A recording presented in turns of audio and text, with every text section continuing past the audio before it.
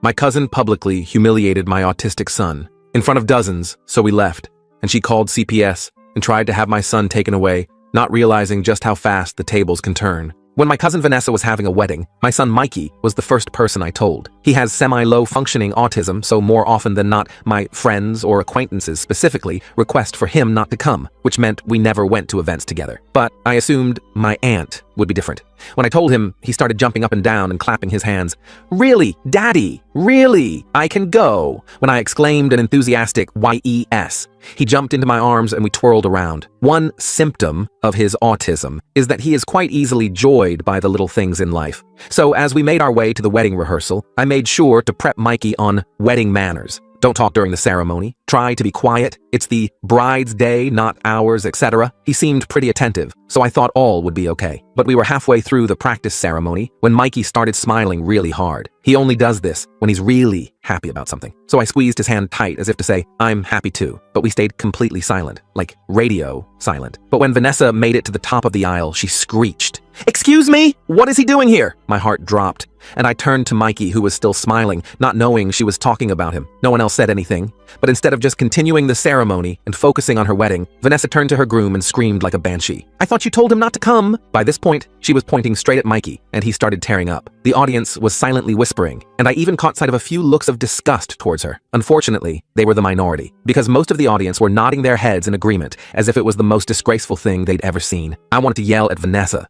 to tell everyone I can't wait until she dies of obesity so me and Mikey can dance on her grave, but I didn't say any of that. I wanted to be a good role model for Mikey, so we just walked out. As soon as we were outside the church, Mikey had a meltdown. "Why would she say that about you, Daddy? That was so mean." I thanked the heavens he didn't know it was about him. "Son, some people are just bitter because they don't like themselves." Luckily, this was just the wedding rehearsal, and 2 days later, the real wedding happened. Luckily, Mikey believed the one we went to was the real one, so he didn't question it when I left him with the babysitter for the day. I'm a pretty big marriage guy. So for the first half of the day, I let Vanessa have her moment completely undisrupted. It wasn't until dinner that I tapped my glass to make a speech. The whole room was silent. Vanessa took the opportunity to mouth the words, "Thank you for not bringing him." I smiled, but not for the reason she was thinking. As you can see, I am currently at this wedding without my wonderful son, Mikey. The air was filled with an awkward tension, but I didn't care. A lot of you didn't want him here today, but he still wanted to give a few words. I then took my phone out and started playing a voice recording. It was one I had secretly recorded of Mikey talking about how happy he was for Vanessa and her husband in 7-year-old terms. Hearing his voice so full of happiness made me tear up, and the rest of the table did too, except Vanessa, who looked so angry I thought she was about to explode. Still, she cheersed with me and the rest of the family. Little did I know, that moment ended up being the calm before the storm, because the next day, not even 24 hours later, there was a knock at the door, and it wasn't Vanessa. Instead, it was CPS. They asked me a few vague questions before barging past me and examining my home. My head was spinning, and I barely understood what was going on. The woman started marking every little thing down on a clipboard. Mikey's mattress with no bed frame because of overstimulation. Noted. Plastic on the furniture because of Mikey's toilet accidents. Noted. Locks on the cupboards to protect him from sharp objects. All noted. All marked as evidence. I tried to tell her about his autism, but that's when she whispered under her breath, "That's what they all say," before calling her higher up. I assumed this was due to inexperience, since she looked like she just graduated college. When she hung up, she told me they had to do an emergency removal order and were going to place him in the hands of his closest relative. I immediately offered his grandma. The following 72 hours were hell. My stomach was turning, and I felt completely powerless. And above everything, I was angry. I knew somehow Vanessa was behind this, and once everything was said and done, I planned on making her pay. This wasn't just about excluding him from a wedding anymore. She was trying to take my son away permanently. As I sat in my empty house, surrounded by Mikey's toys and clothes, I started making phone calls. First to a lawyer who specialized in family court and disability rights. Then to my mom, who confirmed they hadn't placed Mikey with her despite my request. Then to Mikey's developmental pediatrician, who was outraged when I explained the situation. Nobody messes with my son. Nobody Vanessa had no idea what she'd just started. I spent the next morning frantically gathering every document I could find related to Mikey's care. Medical records, therapy assessments, school IEPs, notes from his pediatrician, anything that would prove I was a good father. My hands were shaking so bad I could barely organize the papers. I kept thinking about Mikey and where he might be. Was he getting his medications? Did they know about his sensory issues? Was someone making sure he had his special blanket at night? I called his developmental pediatrician, Dr. Chen, again to see if she could write a letter explaining his accommodations.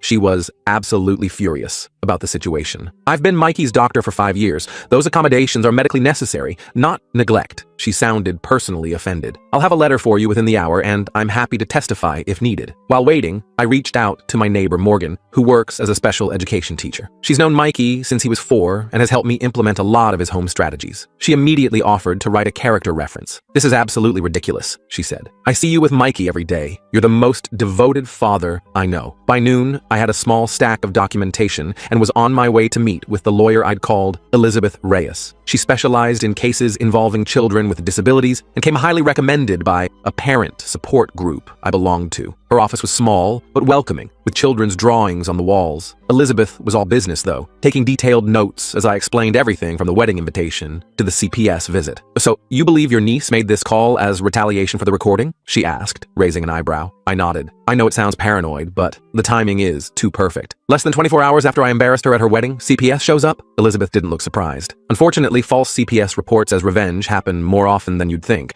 The good news is we can fight this. She explained. The emergency removal would require a hearing within 72 hours. We needed to be ready to present our case, which meant more documentation and witnesses who could vouch for my parenting. "In the meantime," she said, "I'll file an emergency motion for visitation. They can't keep you from seeing Mikey while this is investigated." I left her office with a to-do list a mile long and headed straight to Mikey's school. The principal, Mrs. Taylor, was shocked when I told her what happened. She immediately pulled Mikey's file and promised to write a letter documenting his progress and our regular meetings. "I've seen how you are with him at every school event," she told me. "Anyone who spends 5 minutes watching you two together knows how much you care." On my way home, I got a call from my mom. Her voice was tight with anger. "I just got off the phone with your Aunt Linda. Apparently, Vanessa told her Mikey had a complete meltdown at the rehearsal, and you did nothing to control him." My blood boiled. "What? He was perfectly quiet until she started screaming." "I know," Mom said, "but she's telling everyone you're neglectful and that Mikey is dangerous and out of control. Linda mentioned Vanessa was worried you're not equipped to handle his needs. That explained the CPS call. Vanessa had painted me as an incompetent father who couldn't manage his son's disability. The realization made me sick to my stomach. When I got home, there was another surprise waiting. A Facebook message from Thomas, Vanessa's new husband. It simply read, "I had nothing to do with this. I'm sorry. I wasn't sure whether to believe him or not, but I screenshotted it anyway. Could be useful later." My phone rang again. Unknown number. I answered hesitantly. "Mr. Williams, this is Jordan from Child Protective Services. I'm Mikey's assigned caseworker." My heart skipped. "Where's my son? Is he okay?" "He's currently in an emergency placement with a foster family experienced with autistic children." His voice was kinder than the woman who'd come to my house. "I understand you requested placement with your mother." "Yes," I said quickly. "She knows his routines, his medications, everything. We're looking into that option, but I wanted to let you know you've been approved for a supervised visit tomorrow at 2 p.m. at our office." I nearly collapsed with relief. "Thank you. I'll be there." After hanging up, I immediately called Elizabeth to update her. She was pleased about the visit, but warned me to be careful. "They'll be watching your interactions closely," she cautioned. "Be natural, but stay calm. Even if Mikey is upset, don't say anything negative about CPS or make accusations about your niece." That night was the longest of my life. I kept walking into Mikey's room, expecting to see him curled up with his dinosaur plushies. The empty bed made my chest hurt. I ended up sleeping on his floor just to feel close to him. The next day, I arrived at the CPS office an hour early, clutching Mikey's favorite comfort item, a soft blue octopus toy he called Squish. The waiting room was depressing, all faded posters and uncomfortable chairs. I watched the clock tick by minute, by agonizing minute. When they finally brought Mikey in, I had to physically restrain myself from running to him. He looked exhausted, with dark circles under his eyes. When he saw me, his whole face lit up. "Daddy!" He launched himself at me, and I caught him in a tight hug. Over his shoulder, I could see the caseworker, Jordan, watching us with a neutral expression. "Hey, buddy," I said, my voice thick. "I missed you so much." Mikey was talking a mile a minute, telling me about the strange house and the lady who doesn't cut sandwiches right. It broke my heart that he didn't understand why he couldn't come home with me. When our hour was up, the meltdown was catastrophic. He clung to me, screaming and sobbing. I tried the calming techniques we always use, but nothing worked. The more upset he got, the more I worried it looked bad for me. "I want to go home," he wailed, as a staff member tried to gently pry him away. "I want my daddy." It took everything I had not to break down myself as I watched them carry my hysterical son down the hallway. Once he was out of sight, I sat in my car and sobbed. Back at home, I checked my email to find Dr. Chen had sent her letter, emphatically stating that all of Mikey's home accommodations were appropriate and recommended. I forwarded it to Elizabeth, just as my phone rang again. It was my mom. "I just got a call from CPS. They're doing a home inspection tomorrow to see if I can take Mikey temporarily." This was progress. If they approved Mom's house, at least Mikey would be with family until we could get him home. "That's great, Mom. Did they say anything else?" There was a pause. "Just that they received additional concerns about your care of Mikey." My stomach dropped. "Additional concerns? From who?" "They wouldn't say, but I have a pretty good guess," she said grimly. Vanessa was doubling down. I wondered what new lies she was telling now. The thought made me angry enough to do something I probably shouldn't have. I called her directly. To my surprise, she actually answered. "What do you want?" Her voice was cold. "I want to know why you're trying to take my son away from me," I said, struggling to keep my voice steady. She scoffed. "I'm not doing anything except expressing legitimate concerns about my nephew. Mikey needs professional help. Not just you making excuses for his behavior. He has professional help. He has doctors and therapists, and he still can't behave properly in public," she interrupted. "The way you let him act at my rehearsal proves you can't handle him." I was so stunned I could barely speak. "He was completely quiet until you started screaming at him." "That's not how I remember it," she said smugly. "And neither do most of the guests." That's when it hit me. She was getting other people to make statements against me. I hung up before I could say something I'd regret. I immediately called Elizabeth to tell her about the conversation. She advised me not to contact Vanessa again and to document everything that had happened so far. I spent the rest of the evening writing a detailed timeline, from the wedding invitation to the CPS visit. The hearing was scheduled for the next day. Elizabeth met me outside the courthouse, looking confident in a crisp suit. "We have strong documentation," she reassured me, "and Dr. Chen will be testifying by phone." As we walked in, I saw Vanessa sitting in the hallway with an older woman I didn't recognize. She smirked when she saw me. The hearing room was small and less formal than I expected. The judge, an older man named Judge Williams, reviewed the initial CPS report while Elizabeth presented our documentation, the letters from Dr. Chen, Mrs. Taylor, and Morgan, along with all of Mikey's medical records. "Your Honor," Elizabeth said, "the accommodations CPS flagged as concerning are all medically recommended for a child with Mikey's specific needs. They're not signs of neglect, but of attentive parenting." The CPS worker who'd inspected my house testified next, describing what she'd found. When questioned by Elizabeth about her experience with autistic children, she admitted she had limited training. "And did you consult with any autism specialists before determining these accommodations were inappropriate?" Elizabeth asked. "Well, no, but thank you," Elizabeth cut her off smoothly. Dr. Chen's testimony was powerful. She explained each accommodation in detail and why it was necessary for Mikey. She also emphasized how well Mikey was doing under my care. "I have patients whose parents refuse to implement these strategies," she said firmly. "Mr. Williams has gone above and beyond to create an appropriate environment for his son." I thought we were making progress until the CPS attorney called his next witness, Vanessa. She walked to the front, looking solemn, but I could see the satisfaction in her eyes. She described the rehearsal incident completely differently, claiming Mikey had been disruptive and uncontrolled. She also said she'd seen me manhandle him when he got upset. "I've been concerned about my uncle's ability to parent for years," she said with fake sincerity. "I only called CPS because I genuinely fear for Mikey's well-being." Elizabeth's cross-examination was brutal. "Ms. Johnson, isn't it true that you called CPS less than 24 hours after Mr. Williams played a recording of his son at your wedding reception?" Vanessa shifted uncomfortably. "The timing is coincidental. And isn't it true that you explicitly didn't want Mikey at your wedding because of his autism?" "That's not—" "Yes or no, please," Vanessa glared. I wanted an adult-only wedding." Elizabeth smiled slightly. "Yet several children were present, correct? Your flower girl, ring bearer, and at least 3 other guest children." Vanessa's face flushed. "Those children know how to behave. So it wasn't an adult-only wedding. You specifically didn't want one child, Mikey, because of his disability." The judge was watching Vanessa carefully now. Elizabeth continued her questioning, establishing that Vanessa had rarely interacted with Mikey before the wedding and had no expertise in autism or child development. "One final question," Elizabeth said. "Did you tell your guests that Mr. Williams shouldn't bring Mikey to the rehearsal?" Vanessa hesitated. "I might have mentioned it to a few people." "So you deliberately excluded a child based on his disability, then called child services when his father brought attention to this discrimination?" "Objection," the CPS attorney called. Argumentative. Sustained, said the judge, but he was frowning at Vanessa. When it was time for closing statements, Elizabeth emphasized that while Mikey's care might look unusual to someone unfamiliar with autism, everything in my home was designed for his well-being. The only evidence against my client is the testimony of a woman who has demonstrated clear bias against his son and who made this report immediately after being embarrassed at her wedding. The judge took a short recess to review everything. Those 20 minutes felt like years. I kept replaying Vanessa's testimony in my head, furious at how she'd twisted everything. When Judge Williams returned, he looked directly at me. Mr. Williams, I'm dismissing the emergency removal order. Based on the evidence presented, I see no indication of neglect or harm. In fact, quite the opposite. The relief was so intense I nearly fell out of my chair. However, he continued, I am ordering a follow-up home visit with a specialist in developmental disabilities to ensure all accommodations are appropriate. Until then, your son will be placed with his grandmother, with unlimited visitation for you. It wasn't a complete victory, but it was close. Mikey would be with family, and I could see him whenever I wanted. As we left the courtroom,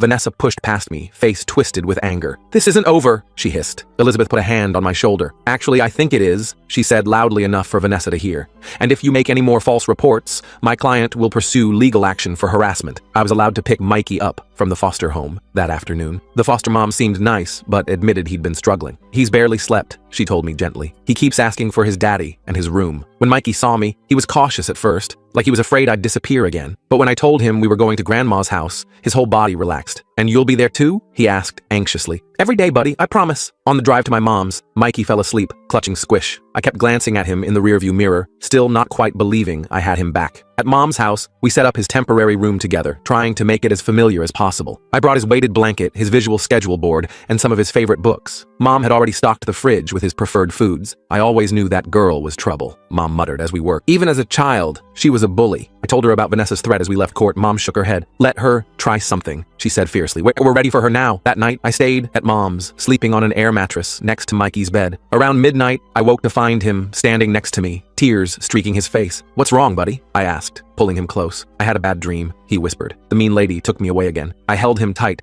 promising no one would ever take him away. Eventually, he fell back asleep in my arms, and I carefully carried him back to bed. The next morning, I got a call from Jordan, the CPS caseworker. The specialist would be doing their home visit at my house the following day. We arranged for Mikey to be there too, so they could observe us in our normal environment. For what it's worth, Jordan said, after reviewing Dr. Chen's letter and the judge's decision, I don't anticipate any issues. I spent the day deep cleaning the house and making sure everything was perfect. Mom helped me organize Mikey's medication chart and therapy schedule to show the specialist. That evening, I got a strange text from an unknown number. Check your email. You need to see this. I opened my email to find a message with no subject line. The attachment was a video file. I clicked play and felt my blood run cold. It was footage from Vanessa's wedding reception, taken by someone at a nearby table. It showed me giving my toast and playing Mikey's recording, but it also captured what happened after, when I thought no one was watching. Vanessa was leaning close to several guests, pointing at me and clearly talking about me. The camera was too far away to catch what she was saying, but her gestures were animated and angry. Then came the decisive moment. She pulled out her phone, typed something, and showed it to the person next to her, who nodded encouragingly. The time stamp on the video was 9:47 p.m. According to my CPS documentation, the initial report was made at 9:52 p.m. 5 minutes later. I immediately forwarded the video to Elizabeth with the message, "Proof Vanessa made the call from the wedding reception." Her response came quickly. "Bingo. Who sent this to you?" I realized I still didn't know. I replied to the unknown number. "Thank you. Who is this?" The response shocked me. "Thomas, Vanessa's husband. I'm sorry about all of this. I tried to stop her. I didn't know what to make of this. Was he genuinely sorry, or was this some kind of trap? I decided to be cautious. "Why are you helping me?" I texted back. "Because what she's doing is wrong," came the reply. "She's been obsessed with making you pay for humiliating her. She even convinced her bridesmaid to make a false statement to CPS. This was huge." I called Elizabeth and read her the texts. She advised me to ask Thomas if he'd be willing to provide a statement, but not to pressure him. "Be careful," she warned. "If Vanessa finds out he's helping you, it could create an even bigger problem." I texted Thomas again. "Would you be willing to tell the truth to CPS?" The response took almost an hour. "I'll think about it, but Vanessa can't know it was me." The next day was the home visit with the specialist. Dr. Ramirez was nothing like the first CPS worker. She was older, experienced, and immediately got down on Mikey's level to talk to him. She asked him to show her his room, his toys, his schedule board, treating him with respect rather than pity. She spent 2 hours observing us together, asking thoughtful questions about our routines, and watching how Mikey and I interacted. She nodded approvingly when she saw his sensory corner and the picture communication cards we used. when he was overwhelmed. "You've created a very supportive environment," she told me as we wrapped up. "My report will reflect that." I felt a weight lifting off my shoulders. We were almost through this nightmare. I just needed her official report, and then Mikey could come home permanently. That evening, I got another text from Thomas. "Vanessa knows someone sent you the video. She's furious. Be careful." Before I could respond, my phone rang. It was Jordan from CPS. "Mr. Williams, I'm calling because we've received another report regarding Mikey." My heart sank. "What now?" "The caller claims you've been medicating your son unnecessarily to control his behavior." I couldn't believe it. "That's completely false. His medications are all prescribed by Dr. Chen. I have the records to prove it." "I understand," Jordan said, sounding tired. "Given the circumstances and the judge's previous ruling, we're not taking action on this report. But I wanted you to be aware." Vanessa was getting desperate. The fact that this new accusation wasn't being acted on suggested CPS was starting to see through her tactics. But I was still worried about what she might try next. I called Elizabeth again to update her on the new development. "This is actually good for us," she said. "Multiple false reports strengthen our case if we need to take legal action against her for harassment. What should I do now?" I asked. "Document everything, and I think it's time we have a serious conversation about a restraining order." The next day, Dr. Ramirez's report came in. As expected, it was extremely positive, concluding that my home was ideally suited to meet Mikey's developmental needs, and that our bond was secure and nurturing. She specifically noted that all medications and therapies were appropriate and well managed. Jordan called that afternoon. "Based on Dr. Ramirez's assessment, we're closing the case. Mikey can return home immediately." I nearly cried with relief. "Thank you." "Mr. Williams," Jordan added, "off the record, I want to apologize for how this was handled initially. The first caseworker should have recognized the specialized accommodations for what they were." I appreciated his candor, but all I could think about was bringing Mikey home. I drove to my mom's house immediately to share the news. Mikey was ecstatic, jumping up and down and flapping his hands, his way of showing extreme happiness. Mom hugged me tightly, tears in her eyes. "I knew they'd see the truth," she whispered. As we packed up Mikey's things, my phone buzzed with a text. It was Thomas again. "Just heard CPS close the case. Vanessa is planning something else. Watch your back." I stared at Thomas's text for a long minute, my hands starting to shake. Just when I thought the nightmare was ending, Vanessa was planning something else. What the hell did that even mean? I deleted the message and shoved my phone in my pocket, not wanting Mom to see how freaked out I was. Mikey was buzzing around the bedroom, happily packing his dinosaur toys and chattering about going home. "Daddy, can we get ice cream on the way home? The kind with the rainbow sprinkles?" Mikey was practically vibrating with excitement. I forced a smile, trying not to let my new anxiety show. "Absolutely, buddy. Extra sprinkles even." I ruffled his hair as Mom gave me a knowing look over his head. "Everything okay?" she asked quietly, while Mikey was distracted with organizing his stuffed animals by size. I hesitated, then nodded, just ready to get him home. We loaded everything into my car, and Mom gave Mikey an extra long hug. I thanked her about 50 times for everything she'd done. The drive home was filled with Mikey's excited chatter and, as promised, a stop for ice cream. Walking back into our house together felt surreal after the hell of the past week. That night, after getting Mikey settled back into his own bed, I sat down at the kitchen table and tried to think. Vanessa clearly wasn't finished with us. I couldn't keep living in fear of what she might do next. It was time to go on the offensive.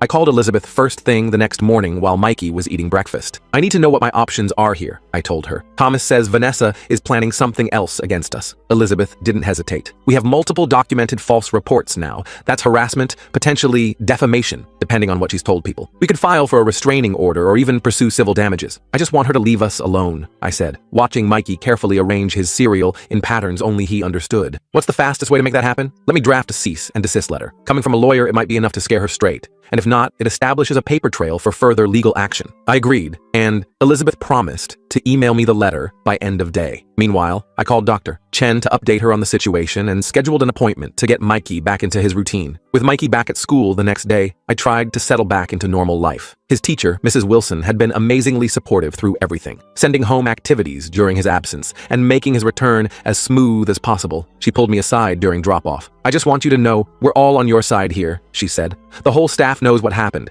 If anyone suspicious comes asking about Mikey, we'll contact you immediately." I thanked her, relieved to have allies watching out for us. Elizabeth emailed the cease and desist letter that afternoon. It was formal and intimidating, outlining all of Vanessa's actions and warning of legal consequences if the harassment continued. I printed it, planning to mail it certified so she couldn't claim she never received it. That evening, I was helping Mikey with his bath when the doorbell rang. Telling him to stay put for a minute, I quickly dried my hands and went to answer it. When I checked through the peephole, my stomach dropped. It was Vanessa. For a split second, I considered not answering, but then I realized this might be my chance to to end this once and for all. I opened the door, but blocked the entrance completely. What do you want? I asked coldly. Vanessa looked different than at the wedding or courthouse. Her makeup was minimal and she seemed tired. I need to talk to you, she said. I have nothing to say to you. In fact, I was just about to mail you this. I grabbed the cease and desist letter from the side table and thrust it at her. She took it, glancing at the letterhead. More legal threats? Real mature? You tried to take my son away from me with lies, I said, keeping my voice low but intense. You're lucky all you're getting is a letter. Vanessa's face hardened. You humiliated me at my wedding, in front of everyone I know. You humiliated yourself when you screamed at a disabled child, I countered. Now get off my property before I call the police and report you for harassment. I started to close the door, but Vanessa stuck her foot in the way. Wait, Thomas left me. That stopped me cold. What? He left me? She repeated, her voice cracking slightly. 3 days ago. Said he couldn't be with someone who would do what I did to Mikey. I didn't know what to say. Part of me felt a flash of vindication, but seeing her obvious distress made it hollow. That's between you and Thomas, I finally said. It has nothing to do with me or Mikey. He was helping you, wasn't he? She looked up at me, her eyes narrowing. The video. It had to be him. I kept my face neutral. The last thing I needed was to get Thomas in more trouble if there was any chance of reconciliation between them. Doesn't matter who sent it. What matters is you were caught in your lies. And you need to stop. Now. For good. Vanessa's expression changed, hardening again. You think you've won, don't you? That everyone's on your side now? Well, guess what? I've been talking to other family members, telling them how you're using Mikey's condition for attention and sympathy. I couldn't believe she was still trying to turn people against us. Get out, I snapped, pushing the door against her foot. People believe me, she continued. Daddy? Mikey's voice came from behind me. I'm all clean now! I turned to see him standing in the hallway, wet hair sticking up in all directions, wearing his dinosaur pajamas. When he spotted Vanessa, his whole body tensed. It's the mean lady, he whispered loudly, his hands starting to flap anxiously. Vanessa's eyes widened as she looked at Mikey, really looked at him, maybe for the first time. He was starting to rock back and forth, a sure sign of rising anxiety. Buddy, go wait in your room, I said gently. I'll be there in just a minute to read your story. But Mikey didn't move. He was staring at Vanessa with an intensity I rarely saw from him. Then, to my complete surprise, he stepped forward. You were mean to my daddy, he said, his voice wavering but determined. At the fancy party, you yelled and made people sad. Vanessa seemed stunned into silence. Mikey continued, his words coming faster now. I didn't do anything bad. I was quiet like Daddy said, but you were loud and scary. His hands were flapping more intensely, but he kept going. You shouldn't be mean to people. That's what my teacher says. I was frozen, watching my son stand up for himself in a way I'd never seen before. Pride swelled in my chest, momentarily drowning out my concern about his rising agitation. Vanessa looked from Mikey to me, her expression unreadable. Then, without another word, she turned and walked away. I closed the door and immediately went to Mikey, who was now in full stimming mode, rocking and flapping. Hey buddy, that was really brave, I said, guiding him back to his bedroom. I'm so proud of you for using your words. It took longer than usual to get him settled that night. The encounter with Vanessa had triggered his anxiety, and we had to go through his calming routine twice before he was relaxed enough for sleep. As I sat beside his bed, watching him finally drift off, I wondered if Vanessa's unexpected visit was the something else Thomas had warned about, or if there was more coming. The next morning, I got a surprising email from Jordan at CPS. He wanted to meet with me to discuss some new developments. My stomach nodded instantly, but I agreed to see him during Mikey's school hours. Jordan met me at a coffee shop, looking uncomfortable. I wanted to talk to you off the record, he said, after we sat down. We received another report about you yesterday. My hands clenched around my coffee cup. Let me guess. From my niece Vanessa? Jordan shook his head. That's just it. It wasn't from her. It was from someone named Charles Johnson. Claims to be your uncle. I blinked in confusion. I don't have an uncle, Charles. The only Charles in the family is... Realization dawned. That's Vanessa's dad, my mom's brother. Jordan nodded slowly. The accusations are almost identical to your niece's, too similar to be coincidence. She's using her dad to make the reports now, I said, the pieces clicking into place, since she knows you're onto her. Normally, we'd have to investigate any new report, Jordan explained. But given the pattern here, and Dr. Ramirez's recent positive assessment, my supervisor has marked this as potentially malicious. He paused. I shouldn't be telling you this, but I thought you should know what you're dealing with. I thanked him for the heads up, my mind already racing with this new information. When I got home, I called Elizabeth immediately and explained what Jordan had told me. This is actually perfect, she said, sounding almost pleased. And now we can demonstrate a pattern of coordinated harassment. I'd like to amend our cease and desist to include all members of Vanessa's immediate family. While Elizabeth worked on the legal side, I decided it was time to bring in reinforcements of my own. I called my mom and filled her in on everything. Vanessa's visit, Uncle Charles's false report, all of it. Mom was livid. Charles always did whatever his precious daughter wanted, she fumed. But this is beyond the pale. I'm calling a family meeting. I tried to talk her out of it, worried it would only escalate things, but Mom was adamant. This isn't just about you and Mikey anymore. They're dragging the whole family into their vendetta. Everyone needs to know what's really happening. The family meeting was set for Sunday afternoon at my mom's house. I was a nervous wreck leading up to it, especially when Mom told me she'd invited everyone, including Vanessa and her parents. I arranged for Mikey to have a play date with his friend from therapy so he wouldn't have to deal with the stress. When Sunday arrived, I was surprised by how many people showed up. Aunts, uncles, cousins, I hadn't seen in years. Apparently, the family drama had piqued everyone's interest. Vanessa came with her parents, her face a mask of composure that slipped when she saw how many people were there. Mom took charge immediately. I called you all here because there's been a campaign of harassment against my son and grandson, she announced once everyone was seated, and it's coming from inside this family. You could hear a pin drop. Mom laid out everything chronologically. The wedding incident, the CPS calls, the false accusations. She had printed copies of Dr. Ramirez's report and the cease and desist letter, which she passed around. And now, she finished, staring directly at Uncle Charles. We have reason to believe others are making false reports to continue this harassment. Uncle Charles turned red. I was just concerned about the boy. You've seen Mike exactly twice in the past 3 years, Mom cut in. Both times at family gatherings that you left early. You have no idea what he needs. Aunt Linda, another of Mom's siblings, spoke up. Vanessa told us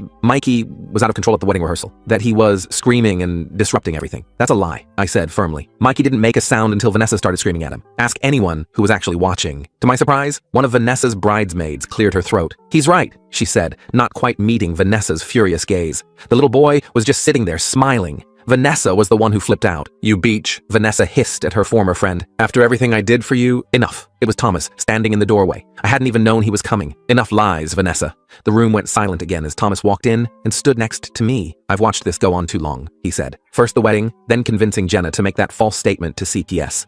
Then getting your dad involved. Vanessa looked around the room, clearly realizing she was losing her audience. You don't understand, she tried. He deliberately humiliated me at my wedding by playing that recording, after you publicly humiliated his son by screaming at him for existing, Thomas countered. I told you to apologize back then, and none of this would have happened. Uncle Charles was looking increasingly uncomfortable as more family members started murmuring among themselves, many giving Vanessa and her parents disgusted looks. Aunt Maria, who'd been quiet until now, finally spoke up. I always bring my daughter with Down syndrome to family events. Are you saying she wouldn't have been welcome at your wedding either? The tide was turning fast. One by one, family members expressed their disappointment in Vanessa's behavior. Some shared stories of times she'd been cruel or exclusionary in the past. It was like once the dam broke, years of bottled-up grievances came pouring out. Finally, Uncle Charles stood up. This meeting is over, he announced shakily. Vanessa, Linda, we're leaving. But before they could go, my mom stepped in front of the door. Not until I make something perfectly clear, she said. If any of you make another false report, contact CPS, or spread lies about my son or grandson again, I will personally make sure every person in this family knows exactly what kind of people you are. And we will pursue every legal option available to us. The room erupted in supportive agreements. Vanessa looked around at the unified front against her and finally seemed to understand she'd lost. Without another word, she pushed past my mom and left, her parents hurrying after her. Thomas stayed behind. I'm sorry I didn't stand up to her sooner, he told me. I kept hoping she'd come to her senses. I nodded, still processing everything that had just happened. Thank you for coming today. It made a difference. In the days that followed, the family rallied around us in ways I never expected. Aunt Maria invited Mikey for a play date with her daughter. Uncle James, who I'd barely spoken to in years, called to ask if Mikey might like to try fishing at his lake house. It was like Vanessa's attempts to isolate us had backfired completely. Elizabeth called a week later with good news. We've received formal written agreements from Vanessa, Charles, and Linda that they will cease all communication about you and Mikey, direct or indirect. They've acknowledged that any further false reports will result in immediate legal action. So it's really over? I asked, hardly daring to believe it. It looks that way, she confirmed. How are you and Mikey doing? I glanced out the window where Mikey was playing in the backyard, carefully examining bugs with a magnifying glass, completely in his element. We're doing great, actually. Better than before all this happened. And we were. The whole ordeal had been terrifying, but something unexpected had come from it. For the first time, Mikey was truly included in the family. People who'd previously made excuses not to interact with him were now making efforts to learn about autism and accommodate his needs. 2 months later, we attended a family barbecue at my cousin William's house. Mikey was nervous at first, clutching my hand as we approached the crowd. But then Aunt Maria's daughter spotted him and ran over, grabbing his free hand. "Come see the sprinkler. It's super splashy," she exclaimed. And after a questioning look at me and my encouraging nod, Mikey let himself be led away. I watched him playing with the other kids, his happy flapping, drawing curious but kind questions from his cousins rather than stares or whispers. Someone handed me a beer, and I turned to see Thomas. "He seems to be having a good time," he observed, nodding toward Mikey. "Yeah," I said, feeling a deep contentment I hadn't experienced in a long time. "He really is."